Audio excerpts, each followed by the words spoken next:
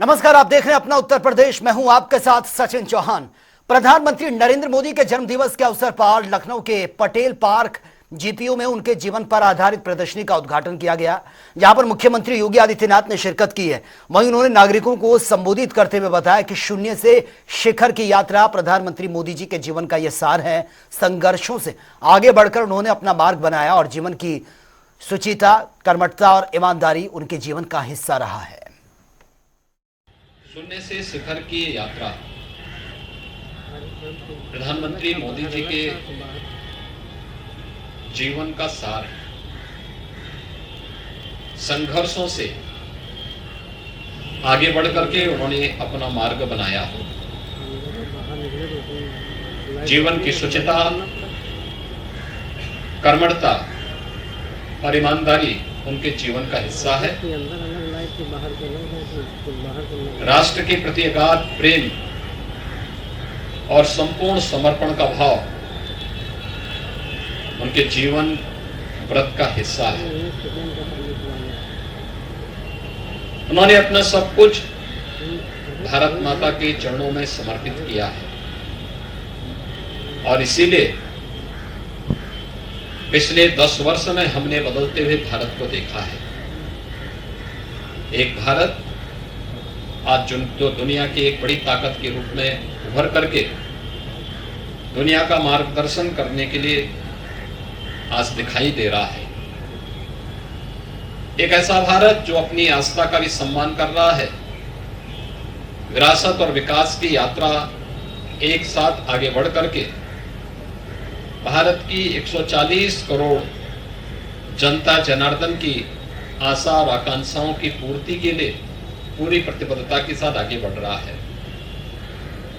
इन 10 वर्षों में हमने इस नए भारत का दर्शन किया है और इस भारत में हम लोग आज प्रधानमंत्री मोदी जी जैसे सारथी के रूप में एक विकसित भारत की संकल्पना के साथ आगे बढ़ रहे हैं।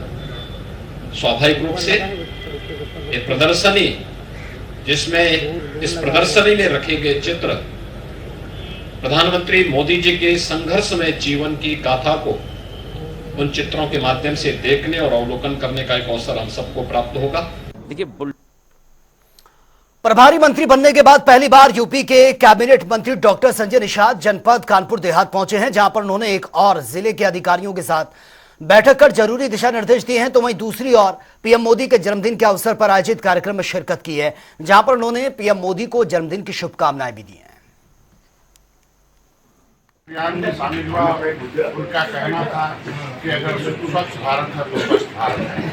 हर व्यक्ति में डॉक्टर रहा हूँ, उनकी स्वास्थ्य के लिए स्वच्छता बहुत जरूरी है और पहले प्रधानमंत्री अभियान देश के प्रधानमंत्री जो दुनिया के स्वास्थ्य के बारे में चिंतित है।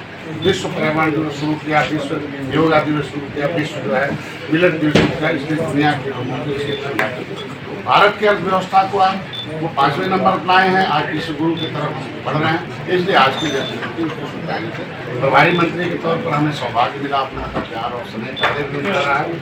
हमें उम्मीद रखता हूँ कि आपके द्वारा जितनी हमारे पास सूचनाएं आएंगी, कैसा भी संदेश आएगा, कोशिश करके जनता के हितों में और जो इसमें दोषी रहेंगे उनको फिर से एक बार समझने का अवसर दिया जाएगा। नहीं सुधरेंगे उनको जो है कार्रवाई की जाएगी और जनता की मंशा के रूप, सरकार के मंशा के रूप कार्य योजना धरातल।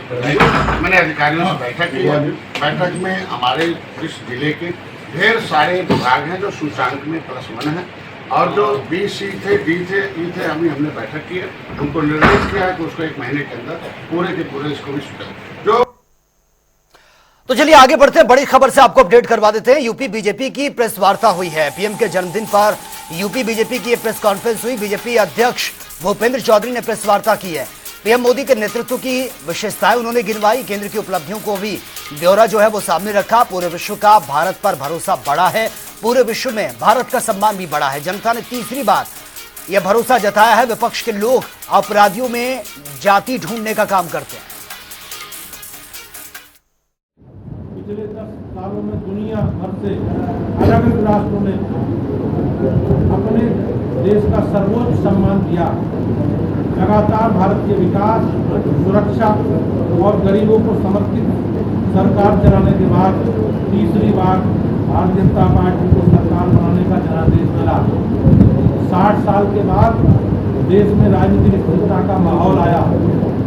शिक्षा में पुरातन प्रणाली को समाहित कर नई शिक्षा नीति लाए। लेकिन इंडिया आज पूरी दुनिया में उत्पादन का सबसे चहेता केंद्र है। डिजिटल इंडिया को दुनिया के कई देश समझना चाहते हैं और अपनाना चाहते हैं। और वहीं मुजफ्फरनगर में भारतीय किसान यूनियन कई वर्षों से प्रत्येक महीने की 17 तारीख को मासिक बैठक का आयोजन करती है और इसी बैठक में बीकेयू के सुप्रीमो नरेश टिकैत ने बड़ा बयान दिया है। आपको बता दें कि आज पूरा देश प्रधानमंत्री नरेंद्र मोदी जी के जन्मदिन को तमाम तरीके के कार्यक्रमों के जरिए सेलिब्रेट कर रहा है। तो वहीं नरेश टिकैत ने आज के दिन को बेरोजगार दिवस बताया। साथ ही संजीव बालियान के पश्चिमी उत्तर प्रदेश को अलग राज्य बनाने की मांग का समर्थन भी किया। तो वहीं तेज आवाज में बजने वाले डीजे को बंद करने की मांग भी उठाई है। मुद्दे तो मासिक पंचायत है जो हर उसमें एक महीने के अंदर क्या गतिविधियां रहे, क्या वो मासिक पंचायत है टिकैत साहब के आगे की चलती आ रही।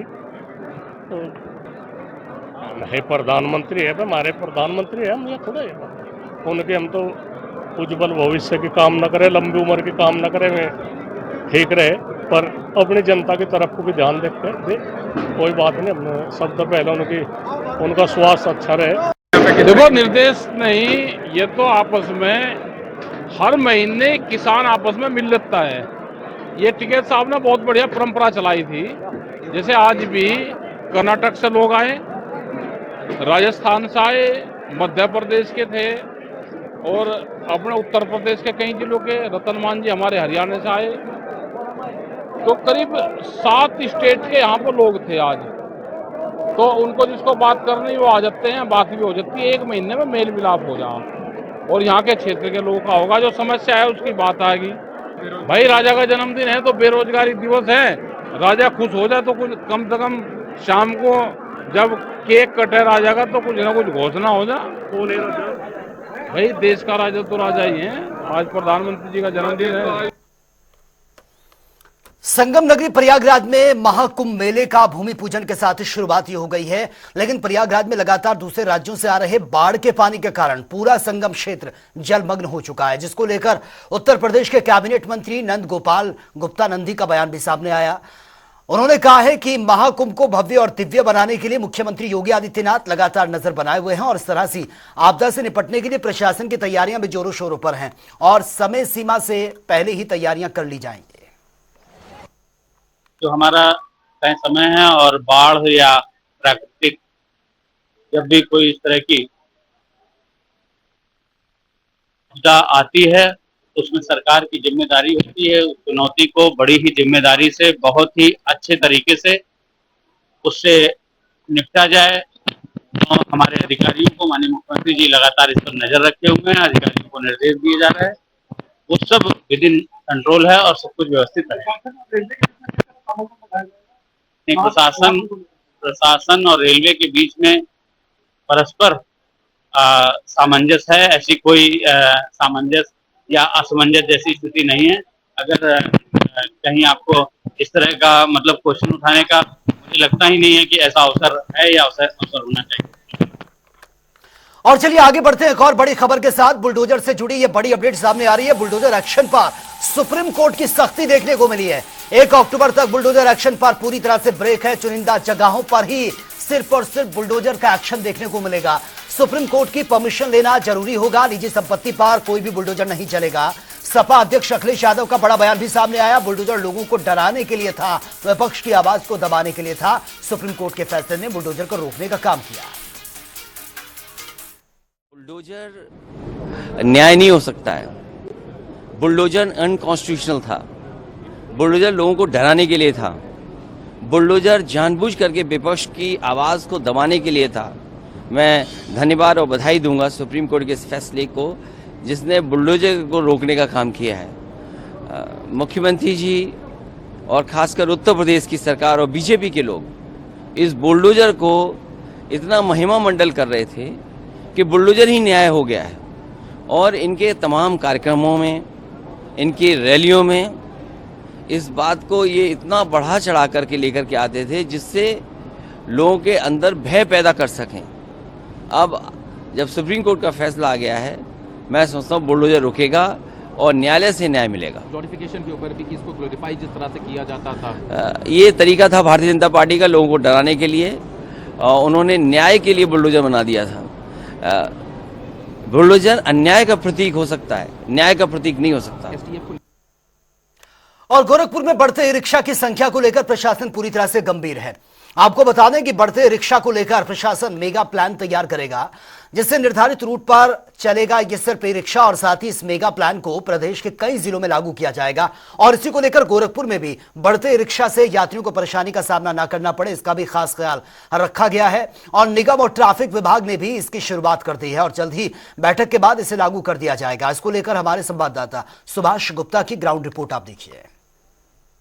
से ई रिक्शा की बढ़ती संख्या को देखते हुए और इनमें कई रूट कवर न होने के कारण इस पर एक डिसीजन लिया गया है। इस पर डिसाइड किया जा रहा है कि विभिन्न रूट पे, विभिन्न मार्गों पे ई रिक्शा का वितरण कर दिया जाए। जो उनका यूनिक नंबर सबको दिया गया है, जो बचे उनका दिया जाएगा, उनका डिटेल हमारे पास है सबका। और उसमें ये किया जाएगा कि रूट वाइज उनका नंबर वाइज डिसाइड कर दिया जाएगा कि कौन किस रूट पर चलेगा, और उसका किराया कोशिश किया जाएगा कि नगर निगम के साथ मीटिंग करके किराया निर्धारित कर दिया जाए, जिससे पब्लिक को सहायता मिले, यातायात सुरक्षा मिले। इसके अलावा सड़क पर भी लोड कम हो और यातायात सुचारू हो सके। बढ़ते ई रिक्शा की संख्या को लेकर जिला प्रशासन अब पूरी तरीके से गंभीर हो गई है कि कहीं ना कहीं अब लोगों की जो समस्याएं हैं, यानी कि जाम की स्थिति है, उससे भी निजात मिलेगी। और जो अनावश्यक जो शुल्क वसूला जाता है, किराया वसूला जाता है, उससे भी लोगों को निजात मिलेगा और एक बाकायदे रूट तैयार हो जाएगा।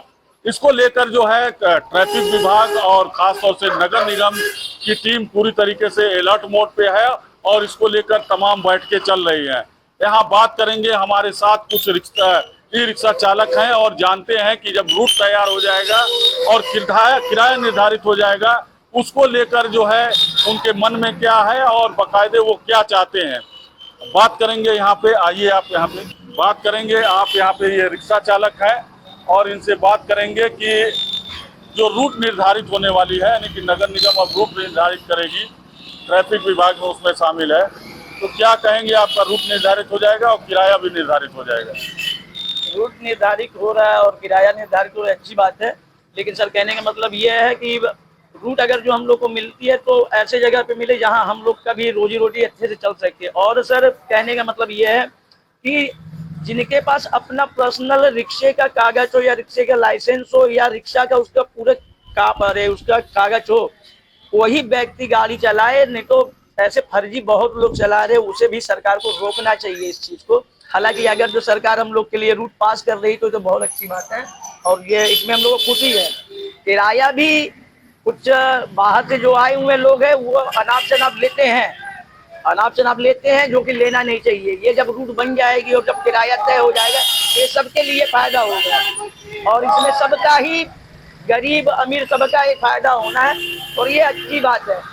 तो सरकार से हम ये कहेंगे कि आजकल जो 12 साल 14 साल के बच्चे चला रहे हैं या बाहर से आए हुए जिनका अपना खुद का कोई ना लाइसेंस है ना ही कोई गाड़ी का कागज है, तो उन्हें रोका जाए, क्योंकि वो इतना ज्यादा हो गए, हम शहर वालों को परेशानी हो रही है। तो इस चीज को भी थोड़ा सरकार ध्यान दे। बाकी अपना रूट अगर जो सरकार बनवा रही है या नगर निगम बनवा रही है, उससे हम लोग सहमत हैं।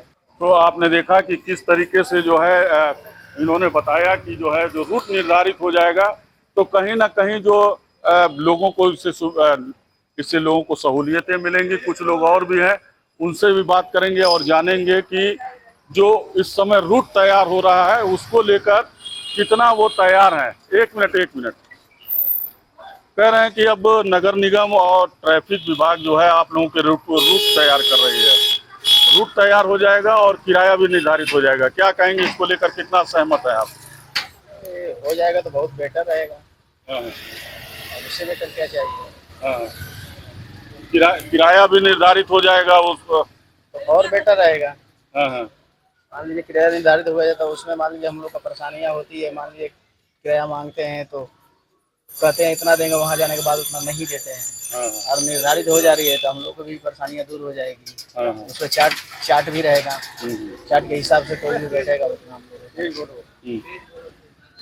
तो आपने देखा कि किस तरीके से जो है इन लोगों को कोई आपत्ति नहीं है और इनका कहना है कि किराया भी अगर निर्धारित हो जाएगा और रूट भी तैयार हो जाएगा तो हमको इसको लेकर कोई आपत्ति नहीं है, बल्कि इन लोगों को खास तौर से ये स्वागत भी कर रहे हैं कि जो ट्रैफिक विभाग और नगर निगम की जो पहल है वो एक अच्छी पहल होगी। सुभाष गुप्ता, जनता टीवी, गोरखपुर। और बागपत के खट्टा प्रहलादपुर में स्थित महेश मंदिर पर उड़ीसा जगन्नाथ की रहने वाली हरिद्वार निरंजनी आनंद अखाड़ा की महंत देवसती गिरी ने पहुंचकर 8 पलकों वाले शिवलिंग का जलाभिषेक यहां पर किया है और उन्होंने महेश मंदिर के पुजारी एकादशी गिरी महाराज के मंदिर के बारे में संपूर्ण जानकारी भी ली है और इसी को लेकर जनता टीवी से उड़ीसा के महंत देवसती ने खास बातचीत भी की है। आज हम बागपत जिले के खट्टा प्रहलादपुर गांव में पहुंचे हैं, जहां पर एक महेश मंदिर है जो काफ़ी हजारों साल पुराना है। आज उसी के दर्शन के लिए उड़ीसा जगन्नाथपुरी से एक महंत पहुंची हैं जिनका नाम देवसती गिरी जी है। आज उनसे बात करेंगे क्या कुछ सोच के यहाँ तक पहुंची हैं और कैसे किस तरीके से क्या उनको परेशानी हुई और कैसे पता लगा यहाँ के बारे में। क्या नाम है आपका? महंत देवसती गिरी। आपका क्या कौन सा अखाड़ा है मैम जी? निरंजनी आनंद अखाड़ा है। जो यहाँ पे महेश मंदिर पहुंचे हैं, आप क्या कुछ सोच के पहुंचे हैं और यहाँ के बारे में आपको कैसे जानकारी मिली? खबरों के माध्यम से और शिवजी से बचपन से ही जुड़ाव है, तो हर चीज़ में जब भी इच्छा उठती है तो महादेव के विषय में जानने की इच्छुकता रहती है कि मैं शिवजी के विषय में और जानूं और शिवजी को और किस प्रकार मैं शिवजी के पास जा सकूं। हर वो शिव मंदिर में जाने की इच्छुकता रहती है मेरी। और कौन कौन से मंदिर में, मतलब आसपास के मंदिरों में भी आपने दर्शन किए हैं? हाँ जी, मैं यहाँ पे जितने भी आसपास शिव मंदिर हैं उनके भी दर्शन किए? हाँ, उनके भी दर्शन किए और बहुत सुंदर और बहुत आनंद पूर्वक अनुभव कर रही हूँ। अच्छा, यहाँ पे महेश मंदिर में आपको कैसा लगा कि यहाँ पे आके कैसे क्या महसूस कर रहे हैं? महेश मंदिर में एक शांति की अनुभव हो रही है। अगर आप इस वक्त के समय को देखेंगे तो मनुष्य के पास सब कुछ है मगर शांति नहीं है। अगर मनुष्यों को शांति चाहिए तो वो महादेव के शरण में आए और यहाँ के दर्शन अवश्य करें। कहीं ना कहीं उड़ीसा से कई 100 किलोमीटर दूर यहाँ पर जो महंत जी पहुँची हैं और महेश मंदिर जो 8 पलकों वाला मंदिर कहा जाता है, लाल पिंडी वाला, उसके दर्शन किए हैं। तो कहीं ना कहीं काफ़ी दूर दूर से यहाँ पर भक्त आते हैं और लोगों की यहाँ पर आस्था है। प्रदीप पांचाल, जनता टीवी, बागपत। तो चलिए बात होगी तमाम खबरों के ताबड़तोड़ अंदाज में। इटावा में दबंगों ने युवक को जमकर पीटा, आसपास के राहगीरों ने बचाई जान।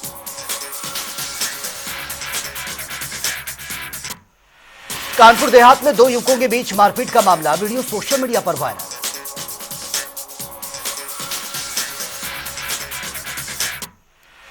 सहारनपुर में नाबालिग की जीप ने टक्कर मारी है नाबालिग को, वीडियो सोशल मीडिया पर वायरल हो रहा है। लखीमपुर खीरी में गलत एनकाउंटर दिखाकर निर्दोष किसान को गोली मारी गई, पुलिस पर उचित कार्रवाई न करने का। बरेली में सर्राफा व्यापारी से लूट का मामला, लाखों की नकदी और ज्वेलरी लेकर फरार हुए चोर। बिजनौर में युवक ने महिला होमगार्ड से किया छेड़छाड़, आते जाते महिला होमगार्ड का करता था पीछा। फर्रुखाबाद में स्वच्छता पखवाड़े का सांसद विधायक डीएम ने झाड़ू लगाकर शुभारंभ किया, 15 दिवसीय पखवाड़े को शुरू की मुहिम। फिरोजाबाद में बीजेपी पार्षद पर फायरिंग का मामला, मौके पर पहुंची है पुलिस, जांच में जुटी। इटावा में रेलवे स्टेशन पर वंदे भारत ट्रेन को दिखाई गई हरी झंडी, कार्यक्रम में कई नेताओं और अधिकारियों ने शिरकत की। सहारनपुर में 11 साल बाद हत्यारोपी महिला गिरफ्तार, बहू को जिंदा जलाने के अपराध। कानपुर देहात में सिक्योरिटी गार्ड ने पत्नी को मौत के घाट उतार दिया, लाइसेंसी राइफल से घटना को अंजाम दिया। सहारनपुर में पीएम के जन्मदिन के अवसर पर चला स्वच्छता पखवाड़ा, विधायक समेत बीजेपी कार्यकर्ताओं ने झाड़ू लगाया। गोरखपुर में जल शक्ति मंत्री ने स्वच्छता अभियान का शुभारंभ किया, पीएम के जन्मदिन के अवसर पर चलाया गया अभियान। सहारनपुर में सांड की टक्कर से पीआरडी जवान की मौत। मुजफ्फरनगर में स्पा सेंटर के नाम पर चल रहा था देह व्यापार, पुलिस फोर्स ने किया छापेमारी। मुजफ्फरनगर में यशवीर आश्रम के 22वें वार्षिक महोत्सव में महायज्ञ का आयोजन किया गया।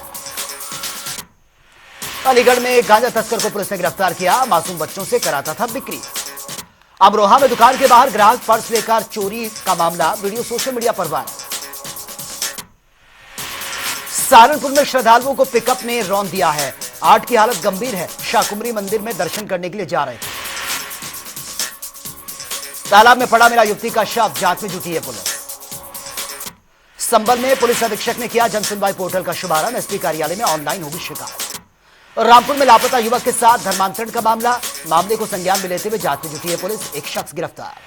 बुलंदशहर में केंद्र सरकार ने दिव्यांगजनों को दिया तोहफा, एपिड योजना के तहत ट्राइसिकल वितरित की गई है। मैनपुरी में गृह प्रवेश कार्यक्रम का आयोजन किया गया, पीएम आवास योजना के लाभार्थियों को प्रमाण पत्र वितरित किए गए। फिरोजाबाद में पटाखा फैक्ट्री में यह विस्फोट हुआ है, 5 लोगों की मौत की खबर, मरने वालों में 2 बच्चे भी शामिल थे। देवरिया में प्राइमरी स्कूल के पास खून से लथपथ मिला युवक का शव, इलाके में मचा हड़कंप, जांच में जुटी है पुलिस। रायबरेली में फाइनेंस कंपनी से परेशान युवक ने जहर खा लिया, घटना के बाद परिजनों ने अस्पताल में जमकर हंगामा किया। महाकुंभ 2025 को लेकर पुलिस प्रशासन ने कमर कस ली है, मेले को लेकर बनाया गया मास्टर प्लान। सुल्तानपुर में महात्मा गांधी की मूर्ति तोड़ने का मामला सामने आया, ग्रामीणों में भारी आक्रोश है, जांच में जुटी है पुलिस। आगरा में चलते ट्रक की कैबिन में लगी है भीषण आग, घटना से इलाके में हड़कंप मच गया। घटनास्थल पर पहुंची दमकल की गाड़ियां बमुश्किल आग को कंट्रोल किया। अलीगढ़ के न्यायालय में जज ने दरोगा पर लगा दिया बदसलूकी का आरोप, दरोगा ने की आत्महत्या करने की कोशिश। तो फिलहाल इस बुलेटिन में मेरे साथ इतना ही, लेकिन तमाम खबरों के लिए आप बने रहिए जनता टीवी के साथ। नमस्कार।